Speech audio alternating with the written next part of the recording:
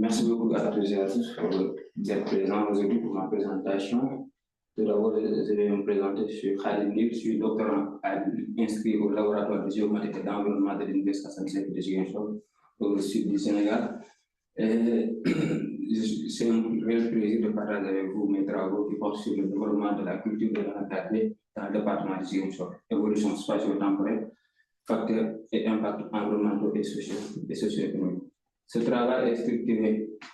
Cette présentation sera structurée en 4 parties. D'abord, nous allons présenter le contexte de notre travail, la problématique, les questions de recherche, nos objectifs et nos hypothèses. Deuxièmement, nous allons présenter la démarche méthodologique que nous avons utilisée pour ce travail et également présenter ensuite les résultats provisoires que nous avons qui portent sur la cartographie de l'occupation du sol et des changements entre 2020 et 2025.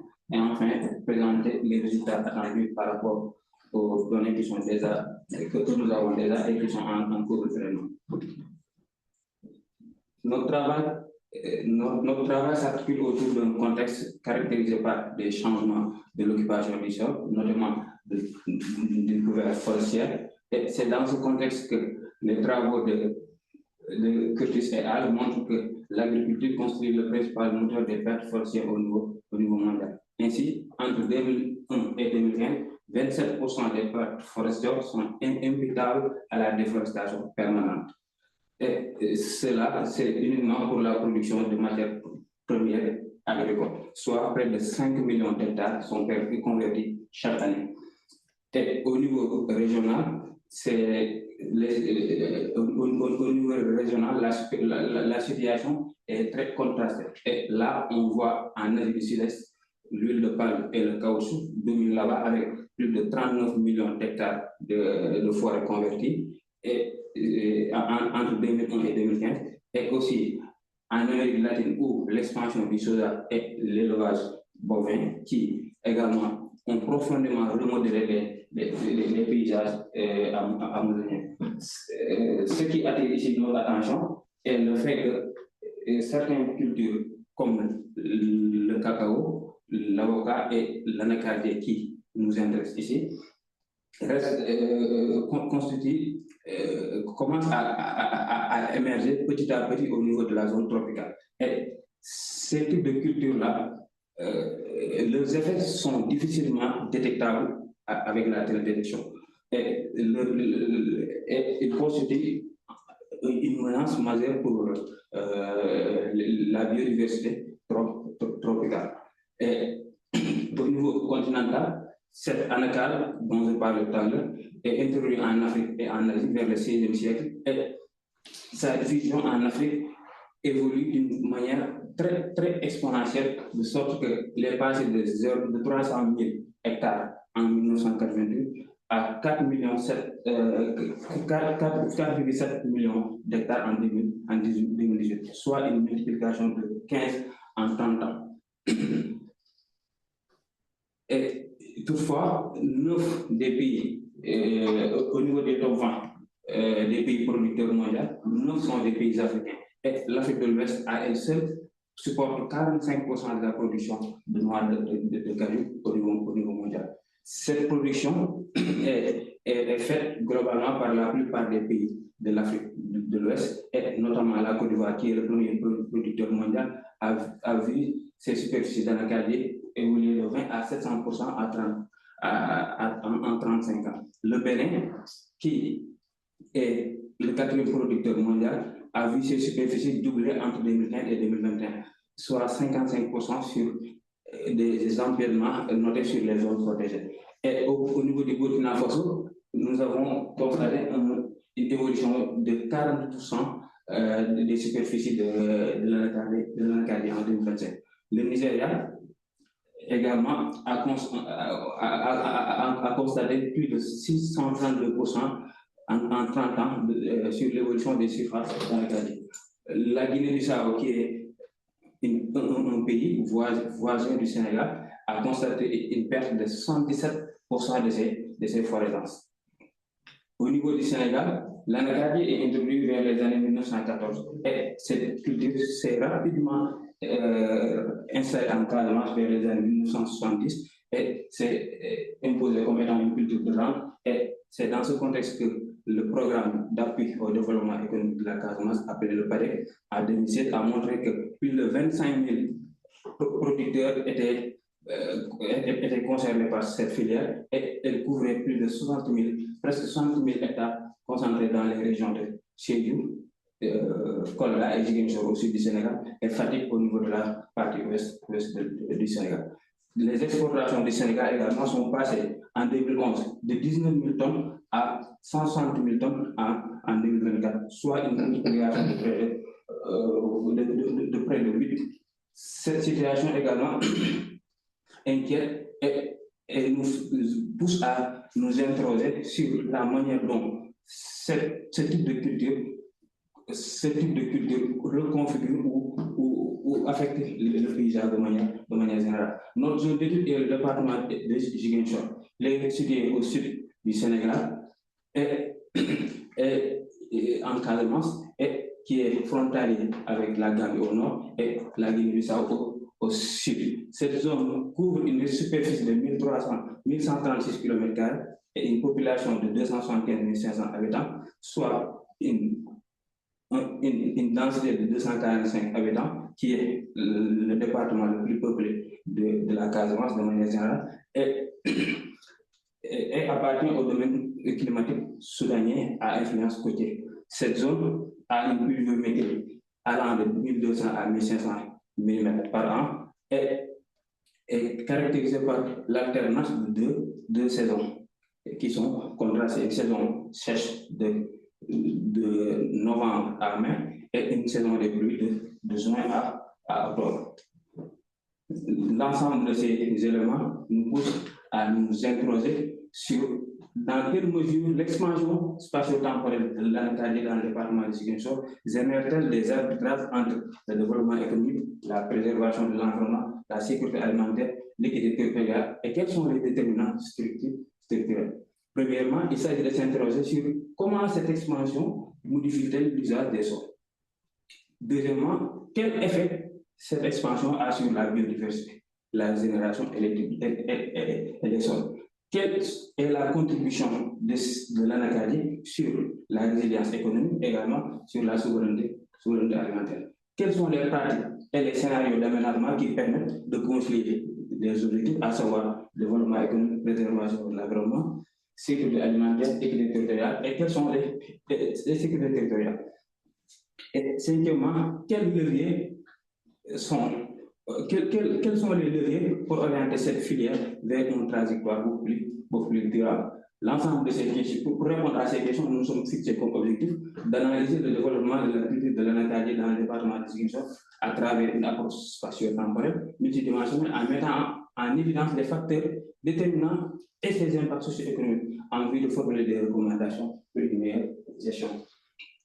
Premièrement, il s'agira de faire la cartographie de l'occupation du sol et de documenter l'expansion au dépend des forêts. Deuxièmement, de mesurer les impacts de cette expansion sur la biodiversité, la régénération naturelle, mais également sur les sols. Troisièmement, il s'agira également d'évaluer l'impact de l'Anacadie sur le revenu des populations, mais également sur la souveraineté alimentaire. Quatrièmement, nous avons également essayé de formuler des pratiques et des scénarios d'aménagement qui vont essayer de concilier la rentabilité, la conservation de l'environnement, également l'équité territoriale. Cinquièmement, il s'agira également d'analyser les moteurs qui sont le foncier, l'économie, la situation sociopolitique qui structure cette expansion à travers les enquêtes et les entretiens de ménage. Nos objectifs se sont structurés en hypothèse de recherche et notre hypothèse principale stipule que l'expansion rapide et insuffisamment régulée de la culture de l'Anacadie à Ziguinchor a engendré des arbitrages négatifs, une recomposition profonde des paysages, une dégradation du capital naturel, une fragilisation de la sécurité alimentaire et creusement des inégalités territoriales. Ces dynamiques portées par des moteurs qui sont fonciers, économiques, sociopolitiques, post-conflit qui menacent la durabilité de cette filière. Premièrement, on dira l'expansion se fait par une conversion des forêts, des jachères et des terres régulières, entraîne une simplification structurel des paysages et un creusement des inégalités. Cette expansion entraîne une réduction de la biodiversité floristique et des impacts sur la régénération des terres et sur les types de sols. Également, la spécialisation à la monoculture augmente la dépendance accrue et renforce la vulnérabilité aux prix internationaux et à l'insécurité alimentaire. Quatrièmement, le système agroforestier permettrait de restaurer les fonctions écologiques et de diversifier les revenus des populations. Cinquièmement, la combinaison des moteurs tels que le foncier, l'économique et sociopolitique post-conflit constitue le cadre explicatif d'arrière-plan de cette étude. Pour répondre à ces questions et tester nos objectifs, nous nous sommes fixés comme nous avons adopté une démarche méthodologique qui s'articule sur 3 piliers complémentaires. Premièrement, nous avons fait une cartographie qui répond à la question où et quand, en mesurant l'expansion spatio-temporelle. Deuxièmement, faire un inventaire floristique et pour voir les effets et l'impact sur l'écologie, les impacts écologiques. Et troisièmement, effectuer des enquêtes ménage. Pour la cartographie, nous avons utilisé les images Landsat de 5 et 7 sur la période de 1990 à 2010 et les images Landsat, les images Sentinelle de 2015 à 2025 et des points GPS relevés sur le terrain pour la validation de nos classifications. Nous avons également réalisé, appliqué sur ces images des corrections atmosphériques adéquates et des masques de nuages. Et ensuite, nous avons aussi réalisé des mosaïques annuelles. Ensuite, troisièmement, nous avons aussi calculé des indices de la végétation comme le NDVI, l'EVI et l'AI pour estimer la productivité et la biomasse. Nous avons également essayé de voir les dates clés de la phénologie de l'anacadie pour pouvoir différencier cette plantation par rapport aux autres types de végétation. Nous avons également appliqué la classification avec l'algorithme Random Forest, avec 9 classes d'occupation des sols, qui sont les forêts naturelles, l'anacadie, les cultures pluviales, les rizières, la mangrove, les saulnies, les tannes, l'eau et le bâti. Ces classes ont fait l'objet des matrices de confusion interclasses et interannuelles. La validation de nos résultats se sont faits sur la base de 300 points de contrôle que nous avons fait, et là nous avons obtenu une exactitude globale de 87%, un coefficient de kappa qui est estimé à 0,85 et un F1 score pour la classe Ancadie estimé à 0,90. Toujours dans notre méthodologie, nous avons aussi fait un inventaire floristique sur 18 vergers séparés dans notre zone d'étude. En effet, nous avons subdivisé notre zone d'étude en 3 parties. Une partie ouest, une partie centre et une partie nord-est. La partie ce choix se base sur 3 critères. Un critère sur l'âge des plantations, un critère sur le type de sol de la zone, mais également le critère sur le mode de culture, à savoir soit la monoculture ou bien l'agroforesterie. Sur chaque verset, nous avons adopté un dispositif dit de diagonale. Et c'est ce que vous voyez au niveau du centre de la diapositive. Ces diagonales ont été tracées du nord-ouest au sud-est et du nord-est au sud-est. Et sur les diagonales, chaque 20 mètres, on mettait une placette de rayons circulaires de rayons de 10 mètres, c'est-à-dire 314 mètres carrés, où nous allons faire des relevés botaniques, à savoir identifier d'abord des relevés dendrométriques sur le diamètre à hauteur de poitrine, la hauteur de l'arbre, le diamètre du coupier, et même voir l'état sanitaire de l'arbre. Nous avons également, à travers ces données, nous avons aussi pu calculer la surface terrière pour essayer d'estimer le volume de bois sur pied. Nous avons également inventorié l'ensemble de la diversité qui se trouvait en dessous du houppier, mais également en dehors du houppier pour calculer aussi les indices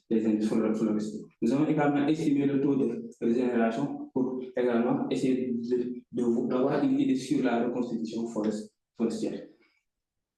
Toujours à travers l'inventaire, nous avons aussi effectué des prélèvements de sol. Ces prélèvements ont pour objet de mesurer quelques paramètres comme l'azote, le pH, la capacité des cationique, le granulométrie, etc. Ensuite, pour faire ces prélèvements, nous avons adopté un plan radial au niveau des vergers en ciblant 5 arbres.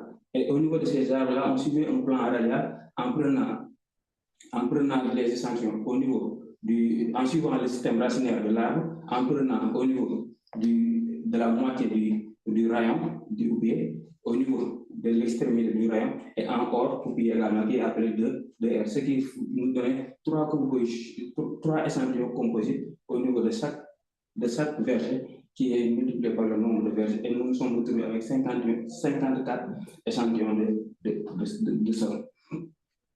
Ensuite, toutes ces données feront l'objet de modélisation en utilisant les modèles linéaires mixtes et aussi les ACP, les ANOVA multifactoriels. Et tout cela, c'est pour tester l'effet croisé entre le type de sol, l'âge des plantations et le mode de gestion.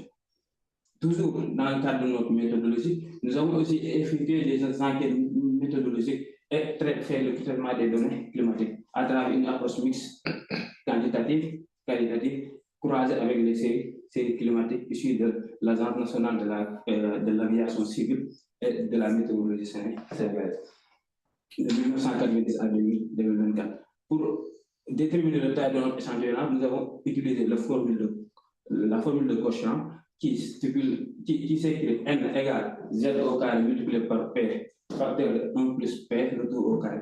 Et là, nous avons utilisé les paramètres suivants comme z égale 1.64, e égale 0,1, p égale 0,5 avec un niveau de confiance de 97%, ce qui nous a permis d'enquêter 251 ménages. Et là, pour la technique d'enquête, nous avons utilisé le modèle de boule de neige du fait que la population a enquêté inconnue, et nous avons utilisé le système d'identification par graines à travers les structures techniques comme les coopératives agricoles qui nous ont permis de faire le recrutement des enquêtés jusqu'à atteindre notre niveau de saturation. Nous avons également effectué des enquêtes qualitatives à travers des entretiens au niveau des services techniques et des personnes ressources pour avoir encore beaucoup plus d'informations qualitatives et des observations directes, et ensuite faire des analyses thématiques à travers un niveau. Pour les données climatiques, nous avons utilisé les variables climatiques de l'ANACIM et de 1990 à 2024. Et ces variables sont la pluviométrie, la température et l'évapotranspiration. Ces variables feront l'objet de traitement pour calculer le test de Petit, également calculer l'indice standardisé des précipitations, également faire le test de même standard pour voir les tendances. L'ensemble de ces données nous ont permis d'aboutir à un certain nombre de résultats, et comme je le disais tout à l'heure, il y a certaines données qui sont en cours de traitement, mais pour le moment, les résultats que nous avons obtenus sont des résultats d'ordre cartographique, et c'est la cartographie de l'occupation du sol à partir de 2015 jusqu'à 2025. Et l'occupation du sol durant cette période laisse voir en 2015 une couverture forestière dense sur presque tout le département avec des mosaïques agricoles structurées. À partir de 2020, on commence à voir une déforestation très, très importante, surtout au niveau de la partie est, et on commence à voir également une progression du bâti au niveau de la ville de Ziguinchor. À partir de 2025, là, on commence à voir une extension marquée de l'anacardie au détriment de la forêt et des cultures pluviales, surtout au niveau des périphéries des zones villageoises. Les statistiques que nous avons ici confirment cette situation en montrant que les sols nus ont progressé de 13 000, de plus de 13 000 hectares, l'anacardie 830 hectares, les cultures pluviales 1198 hectares, et les forêts naturelles ont connu une une baisse de 11 175 hectares, pendant aussi que les zones rizicoles également commencent à également baisser. Les cartes de changement également ont caractérisé un tout petit peu cette évolution en montrant les progressions qui sont généralement localisées autour des périphéries villageoises pendant que les pertes au niveau des surfaces dans le cadre sont localisées autour de la ville de Ziguinchor. Et là, l'ANACAD a connu un gain de plus de 8800 hectares, des pertes de plus de 2300 hectares, une stabilité de 2450 hectares, et là, si on fait le bilan, c'est plus de 830 hectares, soit 17,2 sur la décennie et 83 hectares par an. Ces résultats cartographiques laissent voir deux trajectoires. Une trajectoire montrant une transformation des forêts naturelles en sol nu, puis en anacadier, et une autre trajectoire qui laisse apparaître l'abandon des rizières au détriment de la culture anacadienne. La première trajectoire peut être observée à travers ces images-là, où nous voyons au niveau de la première phase un défrichement de la forêt naturelle qui est converti ensuite en zone de culture vivrier, mais de manière transitoire. C'est à partir de cette période-là que les gens vont commencer à maintenant planter les pépinières dans le quartier. Et une fois que les pépinières commencent à grandir, c'est là qu'ils vont commencer à abandonner les autres types de cultures vivriers pour se consacrer uniquement à l'anacardier, comme vous pouvez le voir avec la phase 4, où les plantations sont devenues matures et le canopé est fermé avec du sous-bois qui est très pauvre. Là, c'est les autres résultats que nous attendons par rapport au traitement que nous sommes en train de faire. Sur le volet écologique, il y a des indices floristiques que nous devons calculer, faire des structures d'andrométrie, de peuplement, essayer d'estimer le taux de régénération naturelle, suivre les paramètres physiques et chimiques des sols et faire les modélisations. Sur le volet socio-économique, il s'agira également d'essayer de voir les typologies d'exploitation et les stratégies des populations, de voir les revenus et la dépendance par rapport aux prix internationaux, et analyser la sécurité et la souveraineté alimentaire, cartographier les inégalités territoriales d'accès aux fonciers, et troisièmement, l'identification des moteurs structurels sur le foncier, l'économie et post-conflit. Le mot post-conflit revient tout le temps. J'ai un peu sauté cette partie au niveau du début, parce que je devais également préciser que la Casamance a traversé 44 décennies de conflits armés qui a un peu marqué cette zone, du fait qu'il y a des factions indépendantistes qui sont dans cette zone qui le réclament depuis leur indépendance. Sur le volet prospectif, là, nous attendons des résultats sur l'évaluation comparée des systèmes entre monoculture et agroforesterie, des scénarios d'aménagement territorial sur l'horizon 2035, des recommandations également pour les politiques publiques et une élaboration d'un guide de bonnes pratiques pour la production, l'articulation aux enjeux climatiques à travers les séquences de la résilience et la séquestration du carbone. Par rapport à la mobilité que je suis en train de faire ici à Dinafor, là, ce sont ces 4 axes-là sur lesquels je vais me focaliser à travers la finalisation de la cartographie que j'ai déjà entamée, à travers le pré-traitement des images, la validation à travers les points que nous avons récupérés sur le terrain, une production de cartes à l'échelle du département de Ziguinchor. Pour les données écologiques, il s'agira toujours dans la cartographie, je veux dire, toujours dans la cartographie également, nous voudrions également insister sur la construction des séries temporelles multi-annuelles à travers les indices de la végétation, l'identification des différents stades phénologiques, la mise en relation des dynamiques phénologiques avec les variables climatiques et une comparaison entre les vergers et les formations naturelles et les autres cultures pérennes. Troisièmement, il s'agira également de faire une analyse multiscalaire de diversité sur les données écologiques, à savoir pour la diversité spécifique à travers les indices, une structuration du peuplement, les métriques paysagères, également l'articulation des essais, en insistant sur l'effet verger, l'effet territoire, également l'effet au niveau du département. Quatrièmement, on cherchera à faire des analyses statistiques de modélisation à travers des tests statistiques de régression ordinaire avec l'ACP et modélisation des relations structurelles, diversité pédagogique, des couplages des sources de détection avec les données de terrain sous R et la production de figures de cartes, des tableaux productifs. Et là, c'est l'état d'avancement de manière générale de ma thèse. Nous avons fait le cadre avec la revue de la littérature, les présenter le choix ici. Ça, nous avons fait en 2024. Par rapport à la collecte des données, nous avons fait ça dans l'année 2025, c'est déjà fait. Et là, nous sommes au stade de traitement des données et de rédaction.